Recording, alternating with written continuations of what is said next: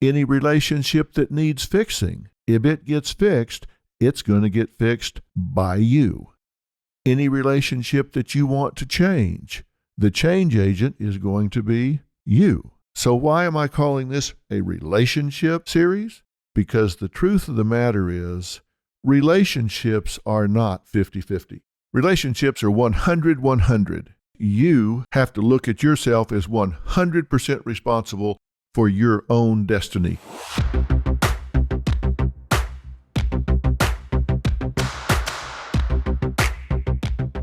It's Dr. Phil, and you have found your way to installment number 2 of Relationship Reality Check, which I have subtitled, How Much Fun Are You to Live With? Now, I've got a few questions for you. What if I were to tell you that I could predict with 90+% accuracy right now whether you were going to get a divorce or not? Would you want to know that prediction? What if I told you that you were laboring under some major misconceptions about what relationships are all about and whether or not you were doing the right thing to make yours work or not? Would you want to know the answer to those questions? When we were talking last week, I was going over some things that probably didn't sound relationship-oriented because I was talking about you.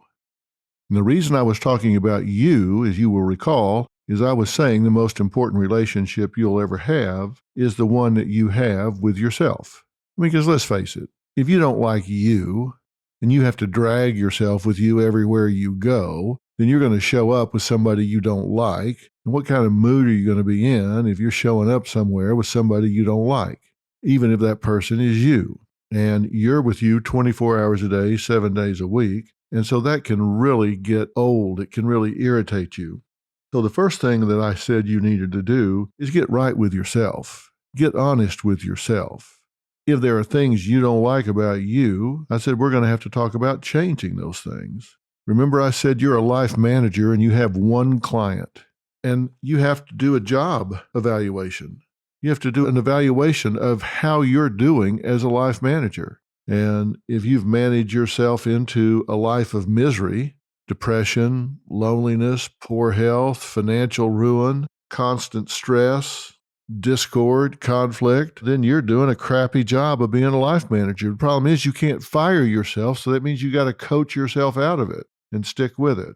So I tried to bring your attention to that so you could stop blaming other people and say, look, I'm the one that's managing my life, so if it's not where I want it to be, I need to do a better job. I need to change what I'm doing from the inside out. I need to stop blaming other people and realize I'm the one that put me here. Nobody made me do this. I chose my partner. I chose my job. I chose my geography. I chose all of this, and only I can change it. So that's why I started focusing on you. Now, assuming that you've been thinking about that, and I certainly hope you have, I want to start talking to you about how that interplays with the relationships you have in your life. Now, I'm going to talk about this as though it's a marriage. This can be your significant other. Maybe you're married, maybe you're not. Maybe it's your best friend. Maybe it's your boss. Maybe it's someone else. But I'm going to talk about this as though it is your significant other. It is your spouse, your wife, or your husband. But trust me, everything that I say involves every significant relationship you have. I'm just going to pick one that most people are in, which is a committed relationship with somebody that they've invested their emotions in. Now, I ended our broadcast last week by saying it's possible to predict the outcome of a marriage, whether or not it's going to divorce, with great accuracy. And I'm not just saying that because I've got a really good eye for this. I just have this unique ability to spot things. There's actually been a fair amount of research done on this by some really good researchers. One of those is Dr. Gottman, and Dr. Gottman has been researching this for decades, and there's a marriage lab involved. There's all kinds of observation of couples, and longitudinal data has been collected to determine whether or not the presence of certain characteristics predicted who was going to get a divorce and who didn't, or other characteristics predicted whether somebody was going to get a divorce or they weren't. And across time, it's really been narrowed down to certain traits and characteristics that predict whether you're going to get a divorce or not. And I'm going to tell you what they are right now, and then we're going to talk about what to do about them. This has been derived from 7 different studies that Dr. Gottman has done. And these studies included all different kinds of couples, those that were divorced, those that remained together that were happy, and those that remained together that were miserable. And from these studies, Dr. Gottman found that couples that eventually get divorced tend to have conversations about conflicts with one or more of the following features. So I want you to think about these, write them down. They're going to be on the website, but you need to ask yourself, do I have one or more of these following features in my communication pattern with my significant other? And if you do, then I can tell you that you're likely to get a divorce, and I can tell you that with 94% accuracy. Now think about what I just said. If you do one or more of the 6 things I'm getting ready to tell you, research says there's a better than 9 out of 10 chance you're going to wind up getting a divorce. And that means one of 2 things. You either just ought to go ahead and get it now and save yourself the trouble, or you better change what you're doing. So what's number 1? Number 1 is couples that tend to wind up getting a divorce manage conflicts with what is called a harsh setup. Now, what we're talking about here is there is an obvious sign from the get-go, from word one, that this conflict is not going to go well because it starts with sarcasm and other negative forms of communication. That can be criticism or other expressions of contempt. And when I say sarcasm, it can be mocking the other person, mocking the way they talk, mocking what they say. It can be, you're just like your father. Oh, you're just like your mother. How does anybody ever respond to that? I mean, you're attacking their parent. So if it begins with a very harsh setup where there's sarcasm, mocking, criticism, character assassination, where whatever the issue or topic was, that has been pushed to the side. This has gotten personal, and there is an attack on the individual's character, worth, and value. People that do that in arguments wind up divorced 94% of the time. Number 2 are the 4 horsemen. And these are 4 forms of negativity that have been shown to be so devastating to a marriage that Dr. Gottman referred to these as the 4 horsemen of the apocalypse. And these are criticism, contempt, defensiveness, and stonewalling. And by the way, they actually occur in that order. It starts out with criticism and then contempt for the other person, which draws defensiveness from the other person, and then they wind up just stonewalling. It's just like the garage door comes down, and now you're just talking to a wall. Conversation dries up. I got nothing to say to you. They shut down mentally, emotionally, physically, and typically withdraw from the situation. So the 4 horsemen are criticism, contempt, defensiveness, and stonewalling in that order. So think about your conflict patterns, because it's not just that this happens once. If this has happened once in your relationship, or it happens once a year or occasionally, that doesn't mean you're going to get a divorce. But if these things occur in pattern, this is the pattern with which you communicate and deal with conflict, that's when you can predict that they're going to lead to divorce. So ask yourself, what's your pattern of communication with your significant other? Do you go at it constructively? Do you problem solve together? What is your objective when you have a conflict or a disagreement? You see, some people have a disagreement. They have an argument over we're going to do A or B, and their objective when they enter the conflict is to win. And you're probably thinking, well, of course my objective is to win. Why else would I be in this argument? Well, let's just unpack that for a minute. Let's say you get into an argument with your significant other, and let's assume that this person is your significant other because you value them, you love them, you care about them, you nurture them, you wish them well. But then you get into an argument and you want to win. Well, let's extend that out. If you're going to be a winner, what does that mean they're going to be? If there's a winner, there has to be what? A loser. Do you like to lose? So do you think they like to lose? How do you feel when you lose? You feel down, depressed, broken, resentful? I mean, I think about winning and losing because I grew up in athletics, and I remember walking down the hallway in high school, and if we were going to play the Titans, the signs on the wall would be crush the Titans, devastate the Titans, annihilate the Titans. So the idea was you just wanted to stomp them into a mud hole. You wanted them to get on that bus with their heads hanging down, their tails between their legs, saying, man, they crushed us. We don't ever want to come back here again. They dominated us. Well, that's because it was a competition. And if when you have a disagreement with your partner, it becomes a competition, then there's going to be a winner and a loser. So, I mean, what are the banners in your head? Devastate Debbie. Dominate Debbie. Trounce Debbie. I mean, is that really what you want to do? I mean, is this a win-lose situation? And then let me appeal to your greed. What kind of company is a loser? You win the argument, you dominate, devastate, trounce Debbie. Now you have the rest of the evening stretched out ahead of you. What kind of companion is she going to be? Is she going to be a lot of fun for the rest of the evening? Is she going to be real happy to be around you? I mean, you just stomped her into a mud hole. I mean, is she going to be like, oh, hey, let me sit in your lap? I so trust you with my feelings and emotions. Of course not. She's not going to want to be around you. And when she is, she's going to be defensive and shut down.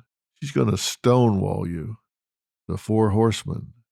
You say, well, then what is an argument if you're not going to try to win? What if instead of your goal to win, you make it your goal to be heard? Heard, heard. I want you to hear my point of view. I want you to acknowledge my point of view, and then you do with it as you will. And I will hear your point of view, and then let me do with it as I will. So the conclusion of this disagreement is going to be that we have heard each other. Heard, Heard, not Hurt. I know this is audio, so I want to be clear. The objective is that we have heard each other. So if your objective is that you hear your partner and that they hear you, then you retreat. And across time, I promise you're going to find that if you truly love one another, you're going to get out of the combat zone and you're going to try to find some middle ground where you can accommodate as much of what your partner wants as you possibly can, and your partner's going to accommodate as much of what you want as they possibly can. And that means both of you are moving towards the middle, and you're going to narrow the gap of difference a whole lot more than you think you can. And sometimes you'll do 75% of the compromise and your partner will do 25. Maybe the next time your partner will do 75 and you'll do 25. But across time, you tend to find that middle ground where you find ways to coexist. You find ways to live together, whether it's differences about parenting, about spending money, about in-laws, religion, sex, whatever it is, you tend to find a way where you're sensitive to each other's position.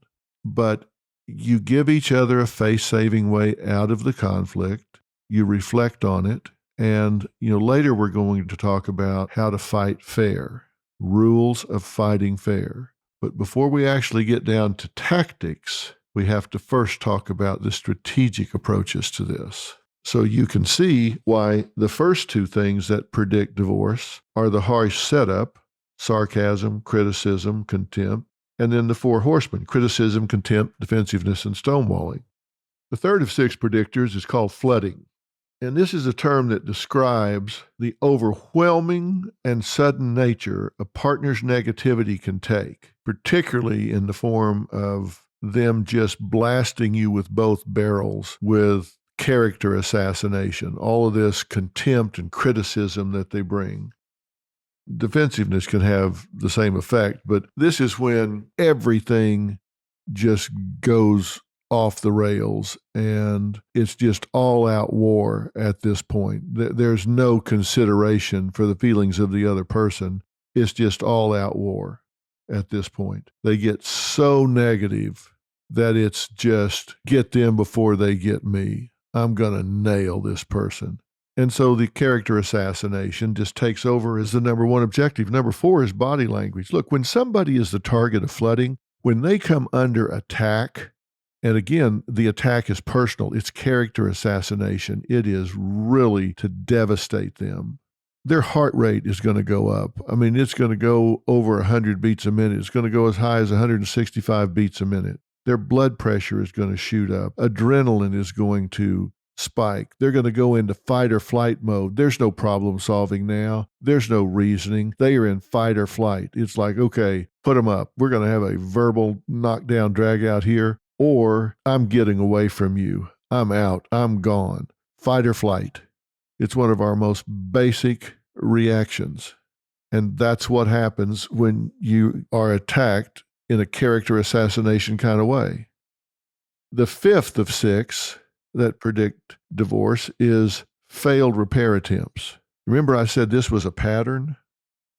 When I say it's a pattern, I'm talking about this has to occur overnight. Even as powerfully negative as flooding and the 4 horsemen, criticism, contempt, defensiveness, and stonewalling are, they don't seal the fate of a marriage in one bad night.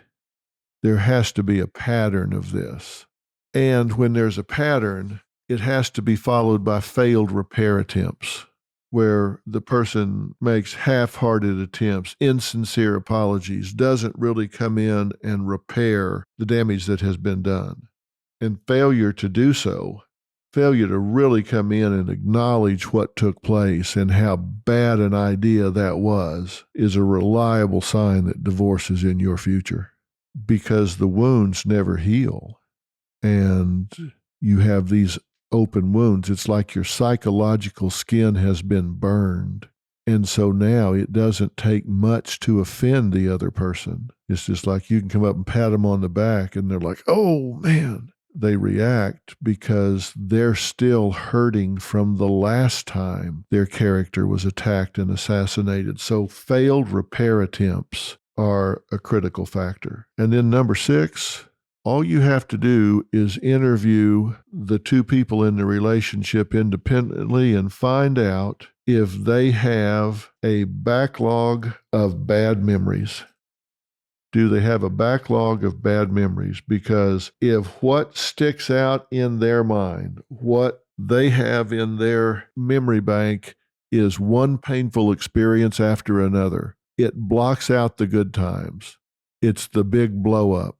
And then the next big blow up, and what happened at Christmas, and how things went bad on one of their birthdays, and what happened on over the 4th of July, and just negative, negative, negative, negative, negative. If they have a backlog of bad memories, that is a strong predictor of divorce. Look, no couple is going to have a success-only journey through their marriage. It just doesn't happen. Everybody is going to have conflict. Everybody's going to have problems. It's never going to be success-only.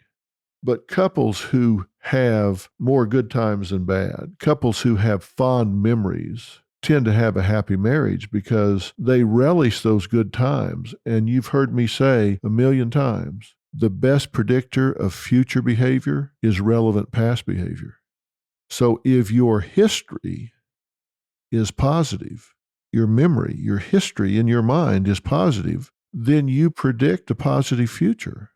But if what you have in your head is a negative historical perspective, then you're going to predict a negative future, and it becomes a self-fulfilling prophecy. So the 6 things that predict whether you're going to get a divorce or not all have to do with how you handle conflict. And the presence of one or more of these things predict whether you're going to get a divorce with 94% accuracy. They are a harsh setup that's marked by criticism, sarcasm, and contempt. The presence of the four horsemen: criticism, contempt, defensiveness, and stonewalling. Flooding, where you just do all-out warfare and overwhelm the other person with criticism and contempt. Body language, where the person that is attacked goes into fight or flight mode and their biology just takes over and they shut down because they feel like the enemy is at the gates. 5 is the failed repair attempts, where there is this pattern and it never gets healed.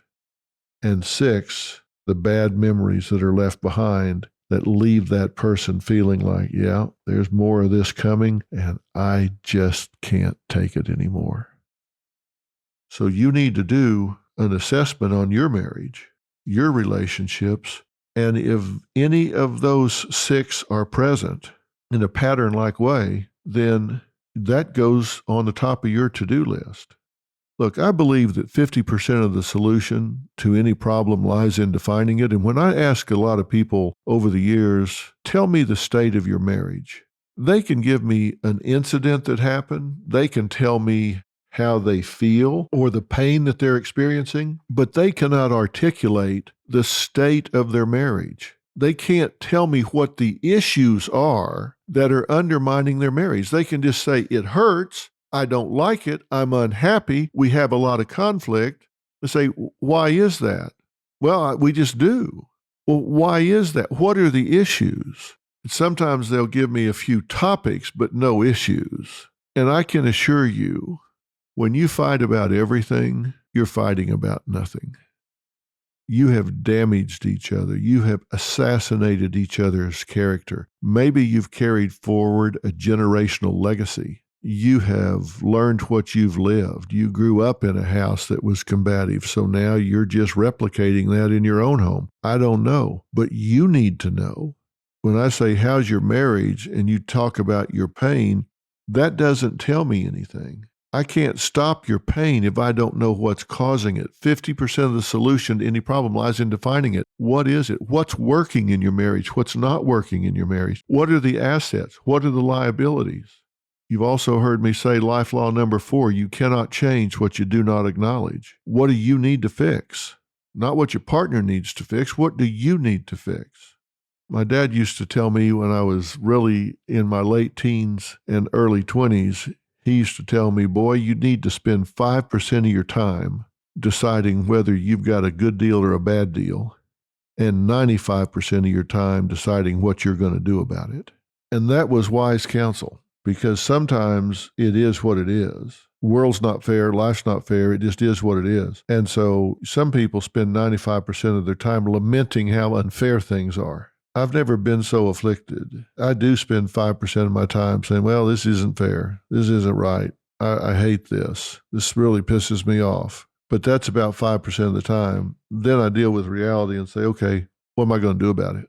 So maybe your marriage is hell. Maybe you're living in an emotionally barren relationship. Maybe it's not meeting your needs. It's not giving you what you want at all.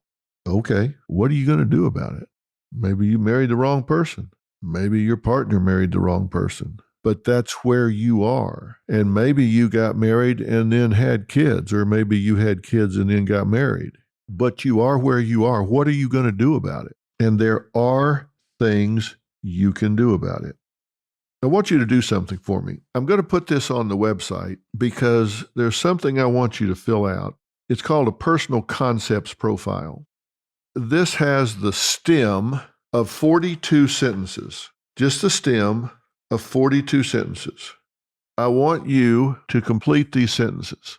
The important thing is that you are brutally honest, because you can write down softball answers. You can write down goody two-shoes, fluffy answers because you want it to look good. But here's the deal. This is for your eyes only. Nobody's going to see this but you. Later, I'm not going to say, okay, now trade these with your partner. No, this is just for you. But it's important that you write it down.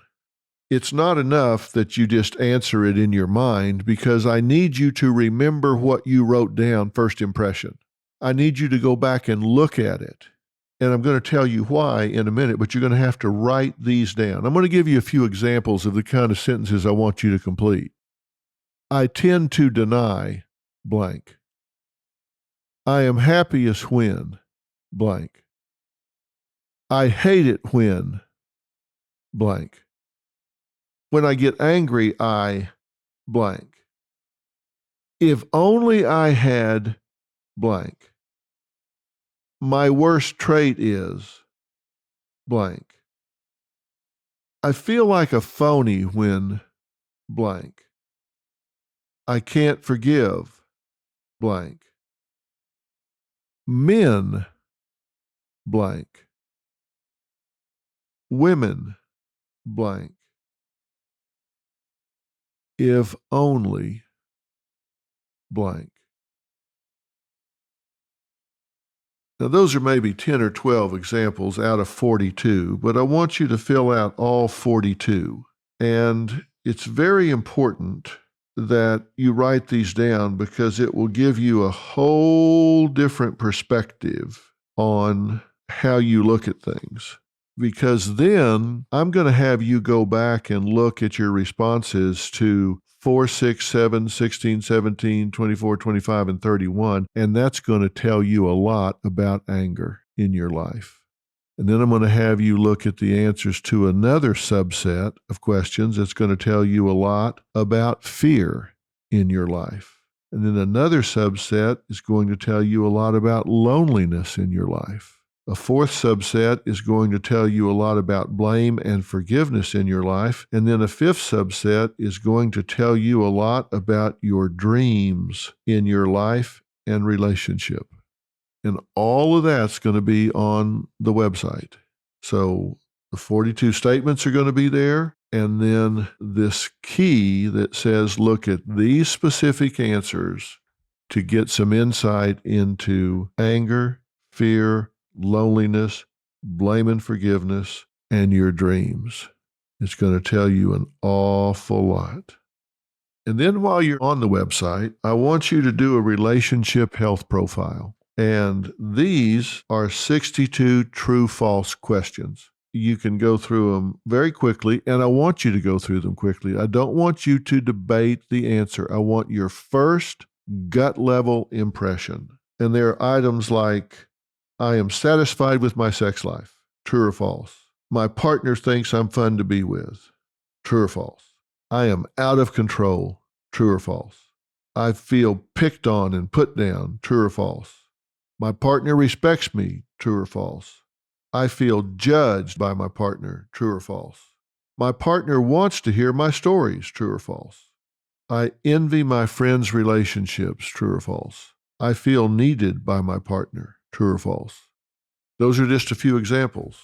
Then I'm going to have you go back and count up the number of true responses you gave to even-numbered questions and false responses you gave to odd-numbered questions.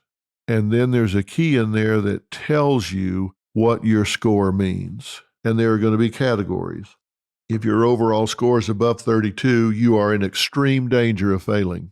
If it's between 20 and 32, you have seriously troubled relationship. You may be living an emotional divorce. If you're between 12 and 19, you're probably about average, which is not great.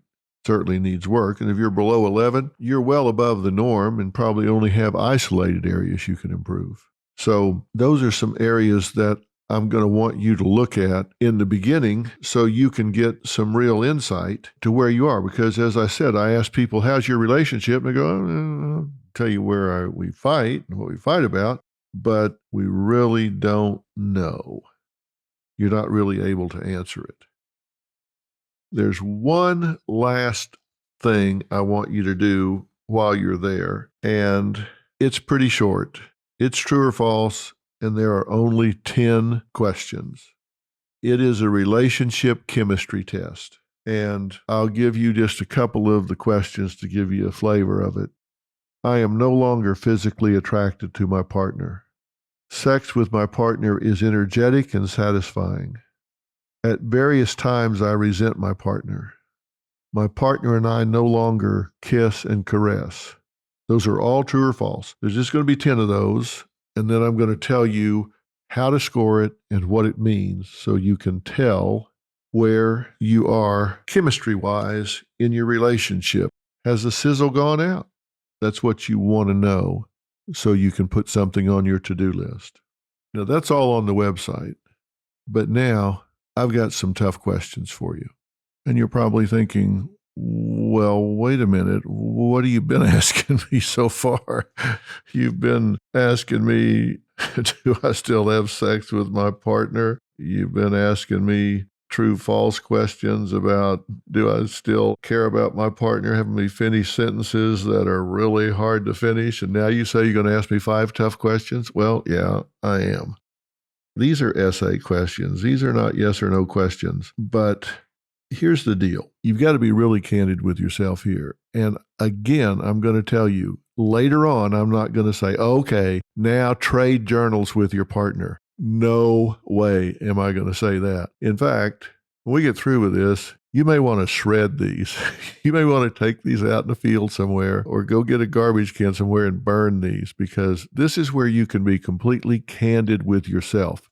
And I say that because, as I've said, you cannot change what you do not acknowledge. So we've got to get really, really real. And if you were listening to my Living by Design series, and if you haven't, I highly recommend it. One of the things I said was consistent among champions is they deal with the truth. The same thing is true here with relationships. There are just 2 things worse than being in a bad relationship. One thing worse than being in a bad relationship is being in a bad relationship and lying to yourself about it, being in denial about it. And the other thing worse than being in a bad relationship is knowing about it and doing nothing about it. You're not in denial. You know it. You've admitted it, and you don't do a damn thing about it. I've said before, the only thing worse than being in a bad relationship for a year is being in a bad relationship for a year and 1 day. And you don't want to do any of these negative options, so that means we've got to be honest. And here's the first of the tough 5 questions. Now, look, love has probably been decoupaged on everything you can get decoupage on. Every T-shirt that you can buy. Love is a box of puppies. Love is watching the sunset together. But let me give you a definition that we can use for love for the purposes of our conversation. And at least one definition of love, and you won't see this on a T-shirt because it's too long, is that the security and well-being of your partner is as significant to you as your own security and well-being. Now, what does that mean? It means that you care more about your partner than you do about yourself. Loving someone means you would push them out of the way of a bus and take the hit for yourself. You'd take a bullet for them. You would die for them. You care more about their safety and security, nurturance, happiness than you do about yourself.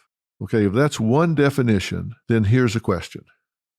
Would you say, based on results, you behave in a way that reflects that you are in love with your partner? Using that definition, that you put their interest ahead of your own, their safety and security is important to you, would you say that based on results, not your intentions, not your thoughts, but the way you have behaved, would you say your behavior reflects the fact that you are in love with your partner? And why do you say yes or no?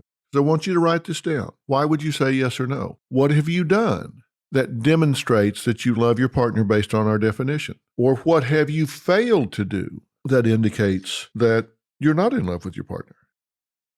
Question number 2, using the same definition, would you say your partner is in love with you? And why? What do you pin that answer on? What have they done that makes you believe that they are in fact in love with you because they put your needs ahead of their own? Or what have they failed to do? How have they been selfish? How have they pushed you aside and put themselves at the top of the priority list? So I'm asking you to give specific examples. This is based on results, which means it's based on behavior, not intention. Well, I meant to. No. I want to know what you did. Question number 3, knowing what you now do about your relationship, would you still get involved with this person if you had to do it all over again?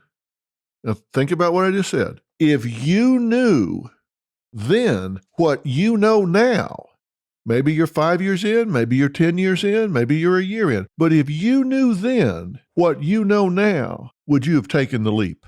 And this is exactly why I say you don't ever want to let your partner read this, because hopefully this is going to change. Your answer may be, hell no, hell no. If I knew then what I know now, not a chance. But that doesn't mean we can't fix this. We can't change that. But let me tell you, if your partner reads that, they'll never get over it.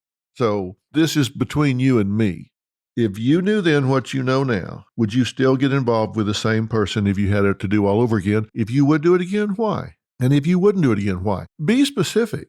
You can't just say yes or no. If the answer is no, why do you say that? Because he has proven to be this or that or the other. Because he does this. He treats me this way or that way. Number 4, when comparing yourself to other people in relationships, do you feel that you've been cheated or that you settled too cheap? Now, understand you're comparing your reality to their social mask. They don't call you and ask you to come over and sit in the bedroom when they're having a knockdown dragout. You just see them at a party or at dinner or whatever when they got their smile on their face. And they say, can I get you something, honey? Would you like to sit down, honey? And, maybe 30 minutes later, it's like, I hope you die. But I'm just saying, based on what you see, do you think you've been cheated or that you settled too cheap? And again, I ask that realizing you're comparing apples and oranges, but I'm interested in your attitude, whether you feel like you've been cheated or settled too cheap, and if so, why? What is it you think you see in other people, in other relationships, that you didn't get? And again, you have to write this down. And then the last question, number 5. If you could break off your relationship right now, if you could get a divorce from your partner right now, without any inconvenience, no legal costs, no embarrassment, no undue hardship on your children, if you could just wave a magic wand and undo it all, would you do it? Now, this is different than what I asked you before. What I asked you before in number 3 was, if you knew then what you know now, would you have done it then? I'm asking you now today, if there was an exit ramp that was pain-free, would you turn on your signal and take that exit ramp? And if so, why? And if the answer is no, I would not turn on my signal, get over in the right lane, and take that exit ramp. If the answer is no, why? What is it you get from this relationship that would make you stay? It's very important that you answer with specifics both ways, whether you would stay or whether you would go. If you would go, spell out why. If you would stay, what are you getting out of it? You need to acknowledge that. You need to write that down so you understand it. Now, why am I going through all of this? I'm going through all of this because I want you to be able to answer that question, because people can't articulate the state of their marriage, the state of their relationship. They can talk about the pain, they can talk about what one has done or said, but they can't really give you a state of the union being the union between the two of them. They can't really do that, and I want you to be able to do that, because if you can't do that, you don't know where you are. It's like you're lost in the dark and you don't know where you are. Okay, I've asked you to do a lot of soul searching. I've asked you a lot of questions and asked you to evaluate where you are. Now, why is that? Because you can't figure out what you need to do, where you need to go, what levers you need to pull, which steps you need to take if you don't know where you are. Like I've said so many times, if I answered the phone and somebody said, hi, I just dialed a random number. Can you tell me how to get to 3rd and Elm? What's my first question going to be, besides why are you calling me? My first question is going to be, where are you? Because if they're talking about 3rd and Elm in my town, wherever my town is, I need to know where they're starting. Because the directions are going to be a lot different if they're in El Paso, Texas, than if they're in Bangor, Maine. I mean, it's going to be a lot different, because the first turn's going to be right if they're in El Paso. It might be left if they're in Bangor, Maine. So I have to know where you are before I can tell you how to get where you're going. You have to know where you are before you can figure out how to get where you're going. You need to know, are you in love or are you not in love? Are you in constant conflict? Are you living in character assassination? Where are you? Are you in a relationship that you would never get in if you had it to do all over again? Are you in a relationship that you would bail on if you could just afford it? Are you in a situation where you feel that you live with judgment and contempt every minute of every hour of every day? Or are you in a relationship where you feel like, yeah, we need a little brushing up here? It's a big difference knowing where you are in figuring out what you need to do to get where you want to go. So I've been asking you a lot of questions to have you identify where you are mentally, emotionally, physically, attitudinally, because I want us to know where we're beginning so we'll know where we're going. Okay, now let's talk about where we're going. There are 10 myths. I mean, just 10 big myths that I need to blow up here so we don't wind up with unrealistic expectations. And I'm going to tell you why this is so important, and then I'm going to go through 5 of them. Then I'm going to do the other 5 next week. Let me tell you why I'm talking about myths. I love busting myths, by the way. But I'm talking about it because it's not what happens in life that upsets us.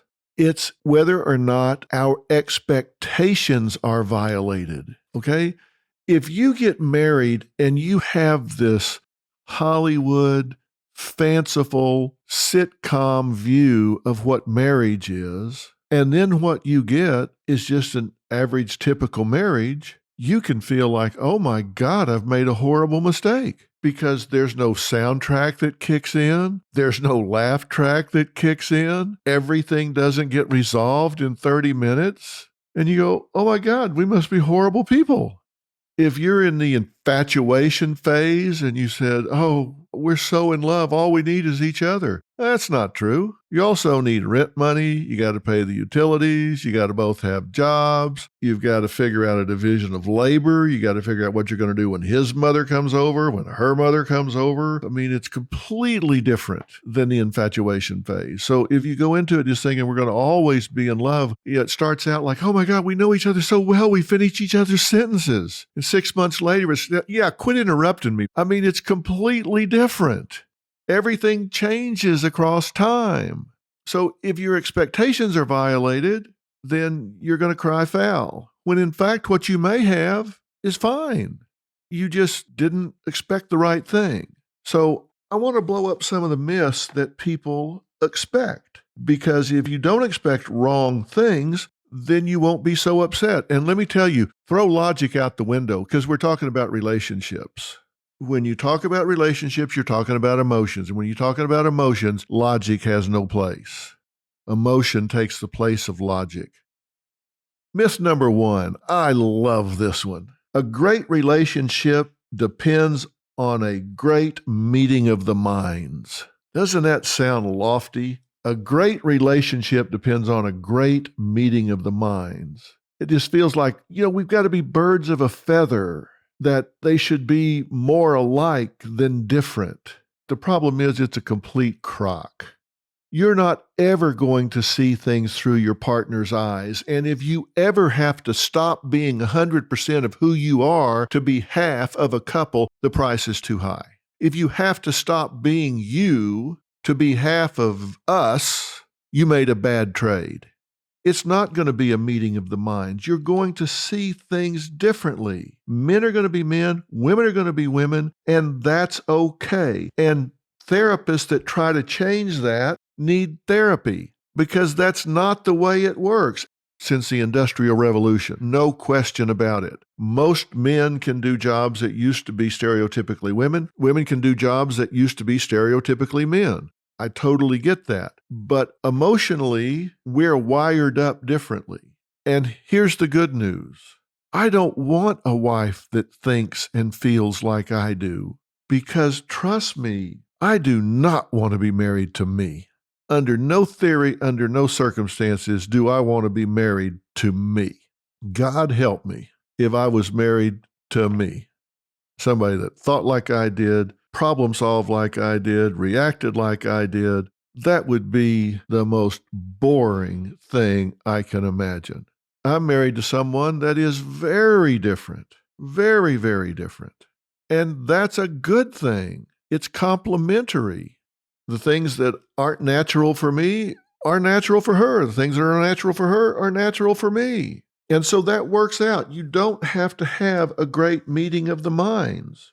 It's not better or worse. Men aren't better because they're one way or another. Women aren't better because they're one way or another, but there are individual differences. You don't have to have a great meeting of the minds, and because you and your partner don't see everything exactly the same way, that's okay. In fact, that's a good thing. Like I said, I do not want to be married to me. Myth number 2, a great relationship demands a great romance. Well, that's not true. Look, these things happen in phases. Think about it. When you were first together, that's the infatuation phase. There's a big difference between falling in love and being in love. And it's not that one's better than the other. They're different. Falling in love is fun, right? You stay up till 3 o'clock in the morning and you're talking on the phone for hours and everything is fresh and new and you're infatuated and you get butterflies every time he or she walks in the room. That's the infatuation phase, the falling in love phase, the honeymoon phase. But that just can't last forever. It doesn't last forever. What happens is you transition to a more comfortable love where you're at ease with each other. And one's not better than the other. Trust me, I've been married 43 years. We've been together for 47 years. And we're very much in love. It's not that we're not in love. We're not falling in love. We fell in love almost 50 years ago. But we're still in love 50 years later. But it's very different. We're very comfortable with each other. We love spending time together. We find each other interesting and fascinating in different ways. She's multi-sided and has different interests, and that's what makes her so interesting. But there's a big difference. So if you think the sizzle's gone out of the skillet, well, maybe that's true, but what's it been replaced with? There might have been sizzle in the skillet, but now there's a warm bun in the oven. And I don't mean that in the pregnancy sort of way. I mean, it's just a different kind of warmth and connection and depth of emotion that is shared between two people in a relationship. So there are phases, and one's not better than another. They're just different. You may not want to stay up all night talking to your partner now, which you did 10 years ago or 15 years ago. Now you might get the same pleasure out of keeping each other's feet warm and getting a good night's sleep with your backs up against each other. That can be very rewarding. It can be very comforting. It can be very nurturing. And the number one need among all people is acceptance, belongingness, and feeling that from your partner in a safe, secure, predictable way is meeting man's number one need. What could be more rich than that? So if you define great romance as infatuation and falling in love, no, you don't have to have that. And if it's not in your relationship, focus on what is in your relationship. That you can count on your partner, that relationship is predictable, that it's dependable. Doesn't mean that you can't surprise each other. Doesn't mean that you can't still have some mystery and think of and find ways to keep things interesting. Of course you can. But Robin and I have been married for 43 years, and we have never spoken the D word in our home. Not ever. So you say a little mystery is good? Not about that. We made a decision a long time ago that if we have a disagreement, the relationship is not on the table. That is not the stakes for which we play. So we both know no matter what happens in this discussion, no matter how mad I get or how upset I get or how upset she gets, when it's all over with, we're going to still be there for each other. That's just not the stakes for which we play. Not now, not ever. And knowing that is very important. So there's a lot of richness that comes from being in love as opposed to falling in love. Myth number 3. A great relationship requires great problem solving. Hardy har har har har. I have talked to so many marital therapists, of which I was the worst I've ever met, by the way. That may make you want to hit the stop button and go do something else. I just didn't have the patience for it. But talk to so many marital therapists that say, what do you focus on? Well, we teach them how to recognize and solve problems. Oh, really? How's that working for you? No, you don't. You want to know why the same issues keep coming up generation after generation after generation after generation? Because they never get solved. How many generations do you think it goes back where one part of the couple, either the husband or the wife, thought the other was too harsh with the kids, and their partner thought their partner was too easy with the kids? There was the hard disciplinarian, and then there was the soft place to fall. How many generations think it goes back where kids thought divide and conquer? They knew which one to go to. They knew where to go to get a yes. They knew where to go to get by with something easy. Why do you think that has persisted back to the 1600s, the 1700s, the 1800s? I mean, why? Because it's never been solved. We don't solve these problems. Why do people have conflict about sex? Because we don't all have the same sex drive at the same time. We don't know how to deal with that. Why are mother-in-laws a punchline? Because she is the other woman in the husband's life. She knows him better than you do. She knows what he likes better than you do. She knows how to make macaroni and cheese exactly the way he likes it. She's the other woman in his life. And maybe she doesn't respect boundaries. Do you think you invented that? You did not.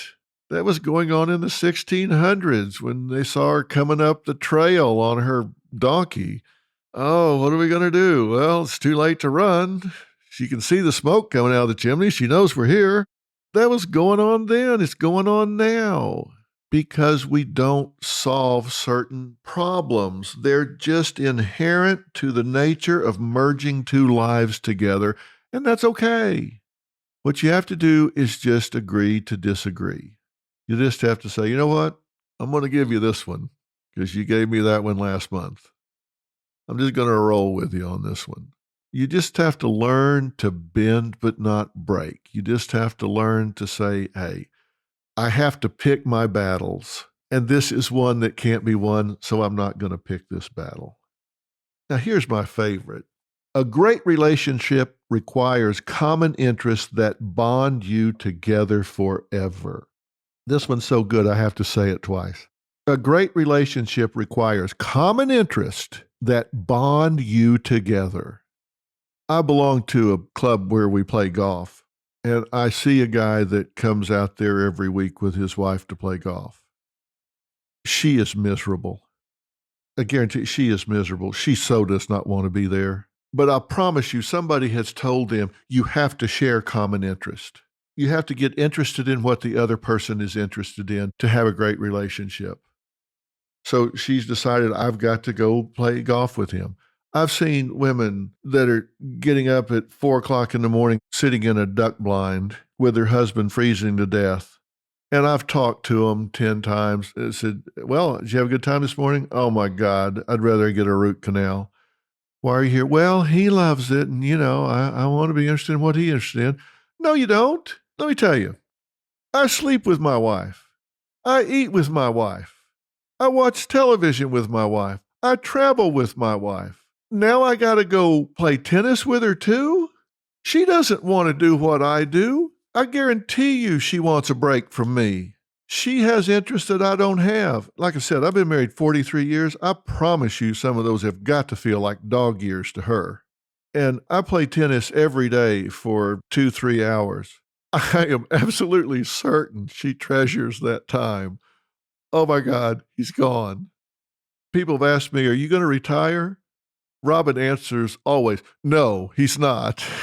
Because she doesn't want me here underfoot all the time. We don't have a lot of common interests other than living together, eating together, having kids together, living in the same house together. We travel together. We do everything together.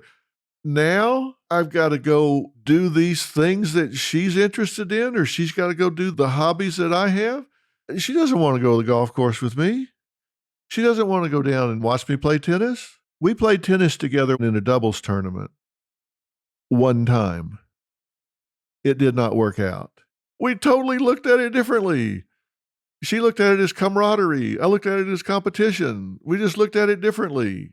You don't have to share common interest with your spouse. If they go off and do things on their own, great. Support them in doing that. Encourage them to do that. But you don't have to do everything with your spouse. We love our time together. And that's probably due in part because we have time apart. Think about it. You love ice cream? What if you had it for breakfast, lunch, and dinner 7 days a week for a year? My first job was at a pizza place. I worked there for a good while, and then I got fired because I kept forgetting to put the drinks on the ticket, and that apparently was a really high-profit item. And so they, after telling me about 10 times, they said, all right, sorry, you're out of here. So I got fired, but I was 13 and lied and said I was 16, so I guess my brain wasn't quite ready to put the drinks on the ticket. But after working at that pizza place, I couldn't eat pizza for like 5 years because as soon as I smelled it, it was like, oh my God. I was so saturated with the spices and ingredients and everything of pizza, I couldn't eat it again for 5 years. And then all of a sudden, it was okay. I just started eating it again. But I was so overwhelmed with it that I just lost my appetite for it. I don't want that to ever happen in a relationship. You need breaks. You need time alone to go do something. Go do something with your friends. Go do something in your workshop. Go spend time in the garden or at the library or doing whatever you want to do, whatever your interests are. You need some time alone. I promise you, you need some time apart from your partner. Myth number 5, and then we'll be done. And this one is just such a ridiculous myth that I'll be very quick. A great relationship is a peaceful one. I list that as a myth, but I don't really know it's true because I don't think it's ever happened. There is no relationship that is entirely peaceful. People ask Robin and I, do you guys have big arguments? The answer is no. We don't have big arguments because we don't let them get big. We deal with things as they come up. We don't let it build up for 30 days and then go nuclear. We deal with it at the time before it turns into a forest fire. But there are no peaceful relationships. You're merging two lives, two individuals.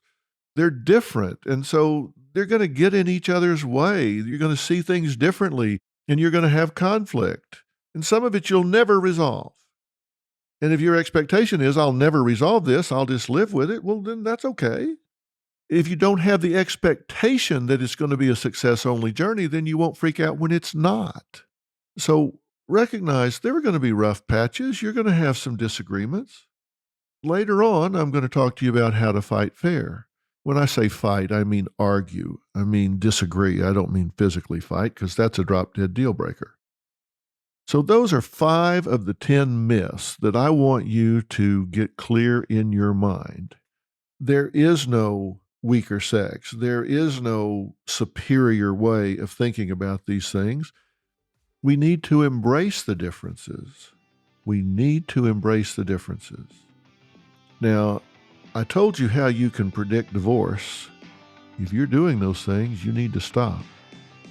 Next time, when we're together, I'm going to tell you something, one thing that can absolutely change the destiny of your relationship. And it has to do with the first 4 minutes. The first 4 minutes. Think about that between now and when we talk again. I'm Dr. Phil. Thanks for listening.